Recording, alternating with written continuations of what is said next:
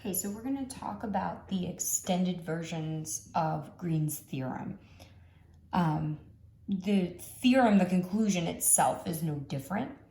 It's just that we're extending it to fit more regions. So the idea here is that if we have our region D as a union of simple regions, so maybe D itself is not simple, but it can be composed of individual simple regions, then we'll be able to use Green's theorem. So just as a visual, and just so we can see why it kind of works, if I take region D and I separate it into the union of two simple regions, D1 and D2. And so you can see if you're looking in D1, right, you're moving around the curve C1 so that D is on your left, and then you're going up C3, that portion, right? So you're going like this for D1. If I'm looking at D2, I'm moving along C2 so that D is on the left at all times, and then I come down C3 to continue to move around for that region. So hopefully you can see that because for D1 you're going up C3 and for D2 you're going down C3, that those two parts are just going to cancel each other out. So it makes sense then that if I'm integrating over the curve, which is the union of C1 and C2, then it's just going to be the same conclusion from Green's. It's not going to matter that the region as a whole was not simple. If I can break it up into 2 or 3 or 4, whatever it is, simple regions, then I can just add up all of those line integrals and I should be able to get the same answer and be able to come to a conclusion using Green's theorem. So I have an example for you. Okay, so for this example, we're evaluating this line integral, y squared dx plus 3xy dy. C is going to be the boundary of region D in the upper half plane between these two circles. So thinking about what that means visually, right? It looks something like this, and we're integrating, we're trying to find for our region D there. So if I think about just this left piece and just this right piece, right, I can see that together they make up that region D. So I'm able to use Green's theorem.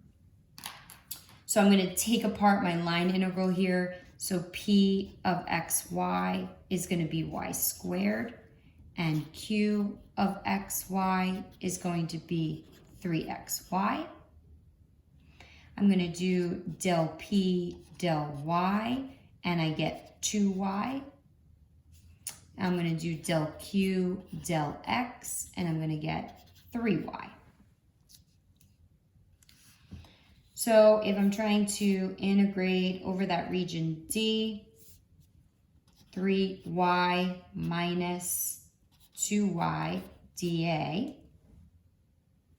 I'm really just looking at y dA. Hopefully you can see that polar coordinates is going to be best for us for this particular example. Theta is going to go from 0 to pi, and r is going to go from, careful, 1 to 2 because it's the radius, right? So theta is going to go from 0 to pi. R is going to go from 1 to 2. So I'm converting this with polar. So I have 0 to pi, 1 to 2. Y is r sine theta. And then don't forget when you're converting to polar, so I need that extra r.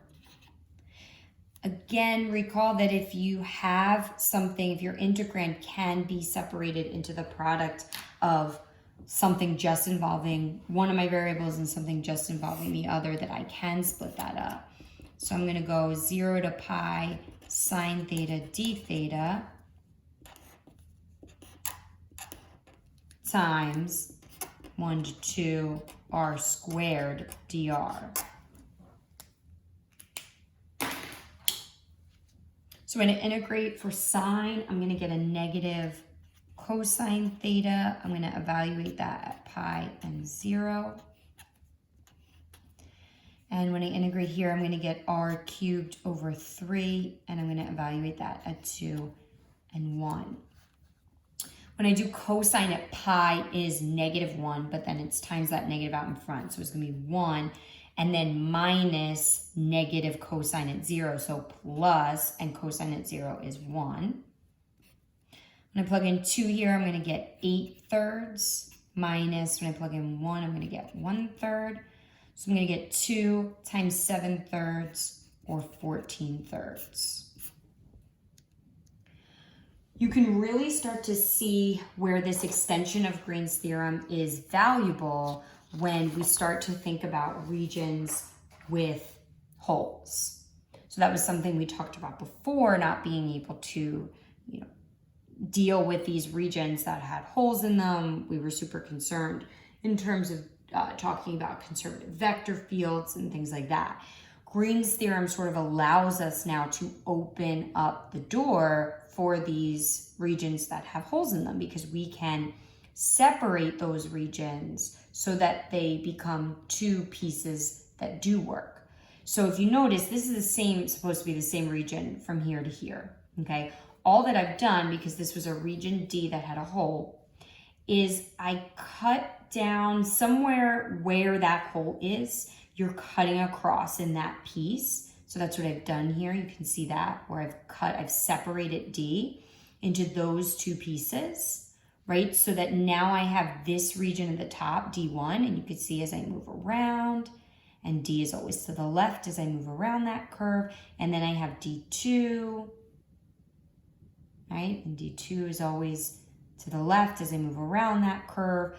So hopefully it makes sense then if I want to use Green's theorem and I want to apply that conclusion to Green's theorem, that if I just add the double integral of D1 and the double integral over D2, that I'll get that overall conclusion for region D.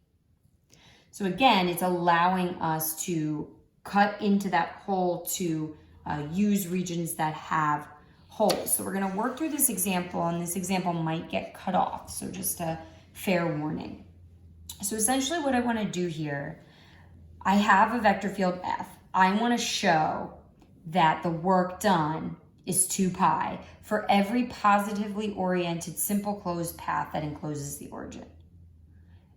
That should hopefully seem challenging to you, because it's every simple closed path, like every single one. What are we going to do for that? So this is, C is what you're trying to prove. You're trying to show just this part, right? That the line integral over C of f dot dr is 2 pi. So here's what we're going to do to figure this out. We're going to sort of manipulate the situation so that we can get something that resembles this, and then we'll be able to apply Green's theorem to it. So this is what we're going to do. We're going to take C1, okay, which is going to be a counterclockwise oriented circle with center at the origin and radius A. And we're going to use that to help us now build our Green's theorem conclusion with the fact that this is a region with a hole in it. But notice the orientation. So it's different than the orientation that you see up here, right? Because as you move along this hole, D is still always to your left. But we're using a counterclockwise oriented circle. So as I move along that curve, D is not to my left, D is to my right. So I'm just going to have to incorporate that when I go to write my conclusion. So for positive orientation, right? So this is what I have. This is what I'm setting out to do, is use that conclusion of Green's theorem. So in this particular case, hopefully you can see that that's going to be equal to that line integral for C plus if I were to go around C1 in the opposite direction, because that's what would make D be to the left. So we just sort of have to change that direction so that it makes sense and fits with Green's theorem. It's not going to fit if I change that orientation here, then I'm not going to get that conclusion. So I'm basically reworking my problem to have that fit. Okay, so that's to start.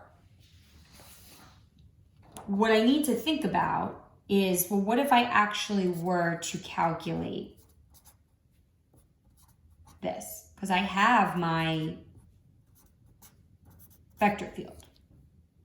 So I'm going to think about actually calculating that. Let me remind you of the vector field, and I'm also going to write it in a little bit of a different manner as well, just to make it a little easier. So if you notice, it had that x squared plus y squared under both, right? So instead of writing it with each individual piece having it, hopefully it makes sense for you and you're okay if I take out that piece, because it might make some of the computations a little easier.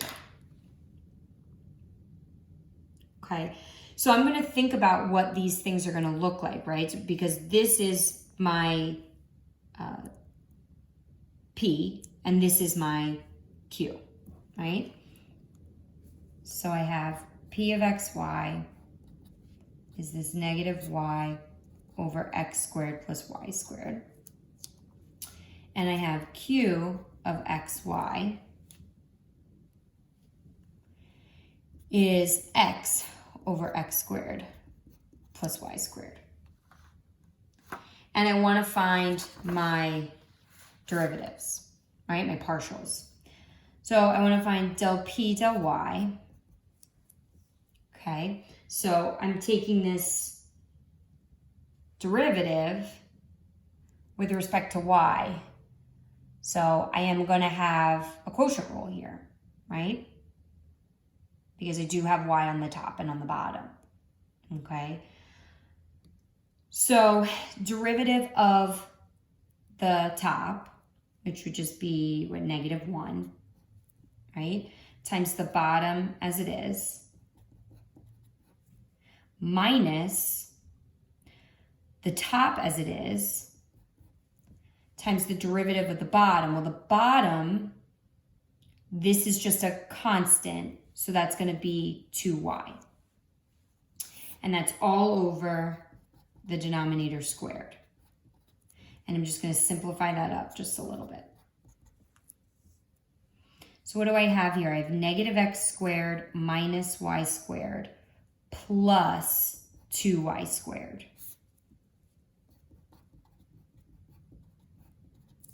So that means del p del y would be what? Y squared minus x squared over x squared plus y squared, the whole thing squared.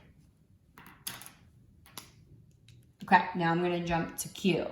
And I'm trying to find del Q del X. So again, I have a quotient rule because I have X in the top and the bottom. So derivative of the top times the bottom as it is, minus the top as it is times the derivative of the bottom would be 2x. The y part would just disappear over the bottom squared. Del Q del X, so I'm going to simplify this up. X squared plus y squared minus 2x squared.